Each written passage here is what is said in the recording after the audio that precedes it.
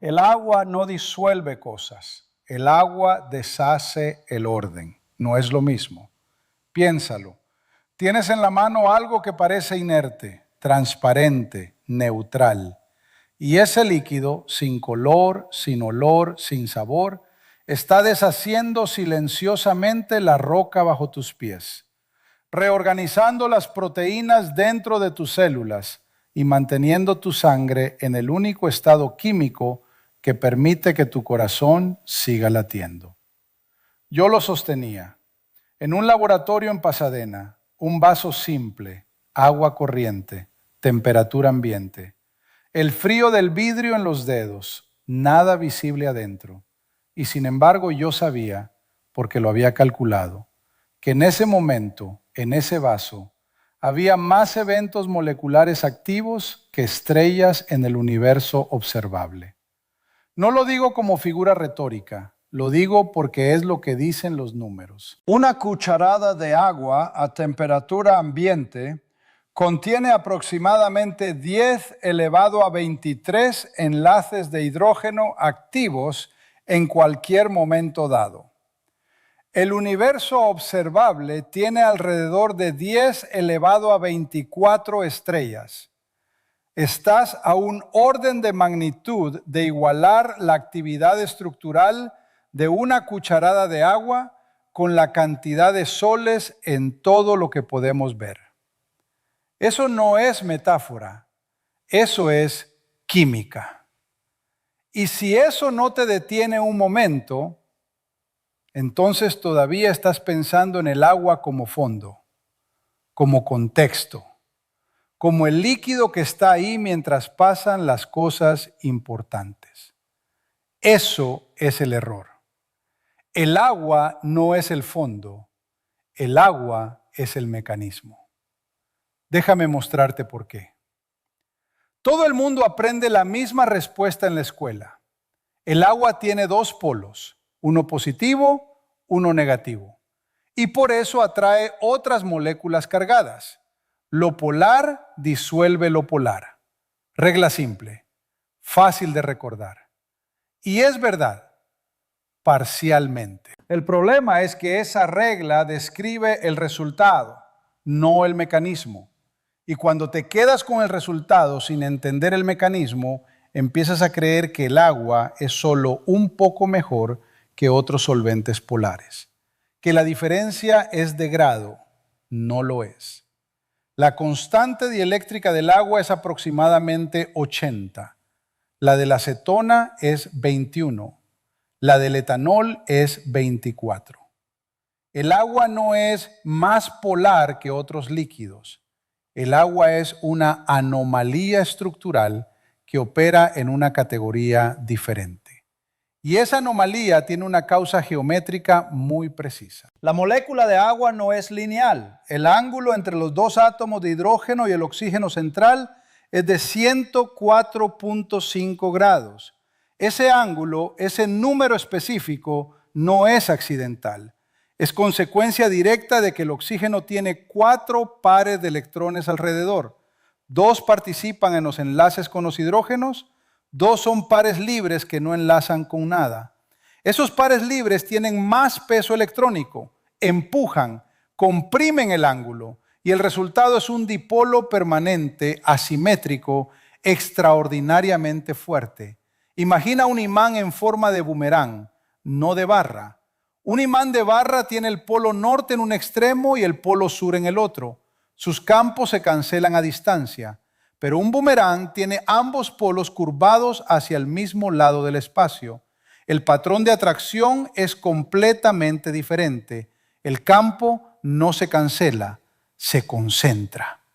Eso es el agua. Y ese dipolo no solo atrae, forma enlaces de hidrógeno no covalentes, no iónicos, algo intermedio. La energía de un enlace de hidrógeno es de unos 20 kilojoules por mol. Para comparar, un enlace carbono-hidrógeno tiene alrededor de 400 kilojoules por mol. El enlace de hidrógeno es 20 veces más débil, pero, y aquí está la parte que la mayoría de las explicaciones omiten, Cada molécula de agua forma 4 de esos enlaces simultáneamente y los rompe y los vuelve a formar 10 elevado a 12 veces por segundo.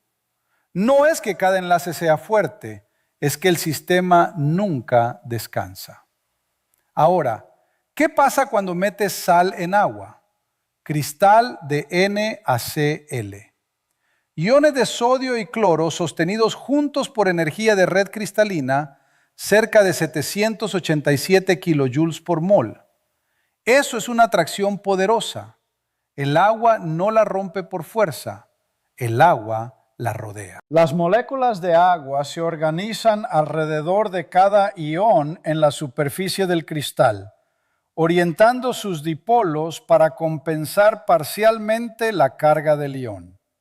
Molécula por molécula, ion por ion. La energía de hidratación compensa la energía de red. No hay explosión, no hay ruptura violenta. Hay un desmantelamiento sistemático, como aflojar un tornillo, no arrancarlo. Y aquí entra la constante dieléctrica otra vez.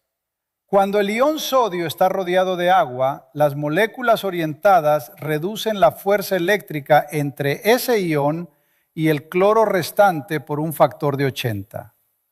El sodio que debería volver al cristal ya no siente suficiente atracción, permanece en solución. Eso es disolver. No es el agua atacando la sal, es el agua haciendo que la sal no tenga razón para mantenerse unida. Hasta aquí la explicación es limpia, funciona, tiene sentido. Pero hay algo que esta explicación no responde. Y si no lo nombramos, nos quedamos con media historia. Si el agua es tan extraordinariamente bueno disolviendo cosas, ¿por qué existe algo que no se disuelve en ella? Grasas, aceites, ceras, membranas celulares. Todas estas estructuras están hechas de moléculas que el agua no toca. La respuesta estándar es: son apolares, por eso son hidrófobas. Correcto, pero eso es otra vez el resultado, no el mecanismo. Aquí está lo que realmente pasa. Cuando una molécula apolar entra al agua, no es que el agua la rechace activamente, es que el agua, para acomodar a ese intruso, se ve obligada a reorganizar su red de enlaces de hidrógeno alrededor de él. Las moléculas de agua que rodean una molécula de grasa pierden grados de libertad. No pueden orientarse libremente. Su entropía cae. Y los sistemas físicos no toleran eso. La termodinámica empuja hacia mayor desorden, no menor. Cuando la entropía del sistema cae, hay una fuerza efectiva que actúa para revertirlo.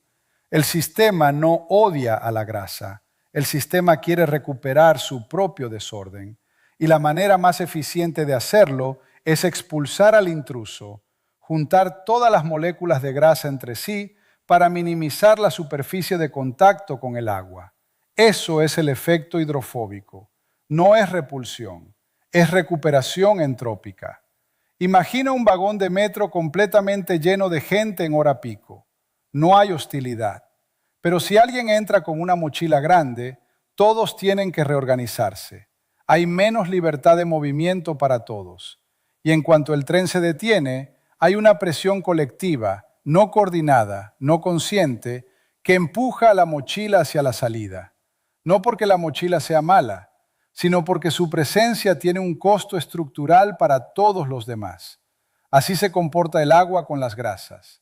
Y ahora viene la consecuencia que nadie dice en voz alta. Las membranas celulares, la doble capa lipídica que define el límite de cada célula viva, que separa el interior del exterior, que hace posible la existencia de un adentro biológico.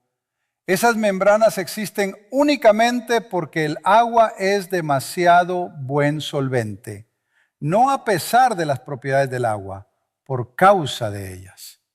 Los lípidos que forman las membranas tienen una cabeza polar y una cola apolar. En agua se autoensamblan espontáneamente en una doble capa. las cabezas polares hacia afuera, hacia el agua, las colas apolares hacia adentro, escondidas del agua. No hay instrucción genética que les diga cómo organizarse. No hay enzima que los ensamble. El agua hace el trabajo. La termodinámica hace el trabajo. La célula, la unidad básica de todo lo vivo, tiene una frontera porque el agua tiene una geometría molecular precisa.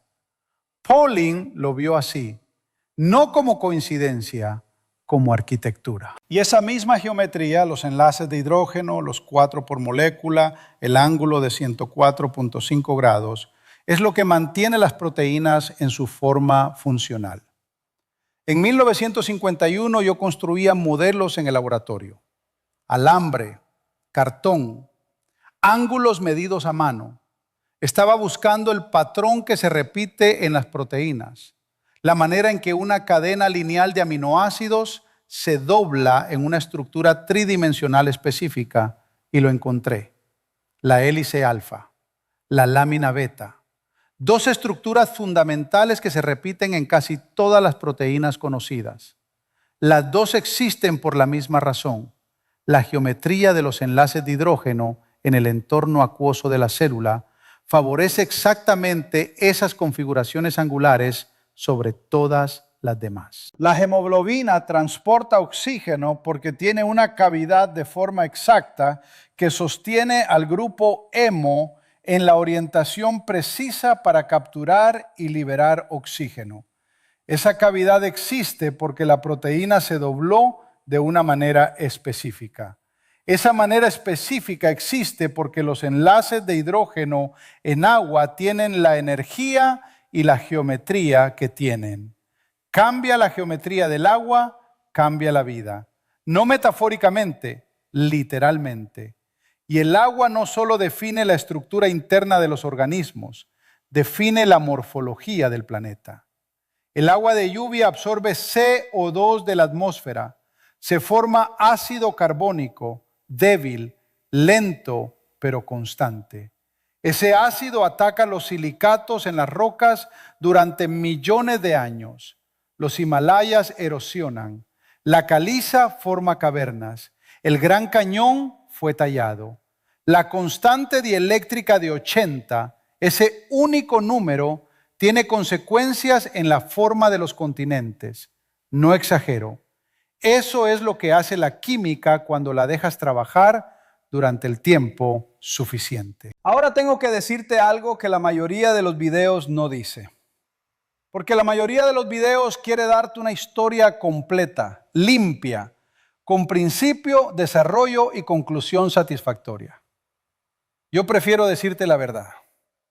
No sabemos simular completamente el agua. La red de enlaces de hidrógeno que el agua forma a temperatura ambiente, rompiéndose y reformándose 10 elevado a 12 veces por segundo, no puede ser reproducida con exactitud por ningún modelo computacional actual. Las propiedades del agua caliente bajo presión, del agua en nanoconfinamiento, del agua en las superficies de proteínas biológicas, todas se comportan de manera diferente a lo que predicen nuestras ecuaciones.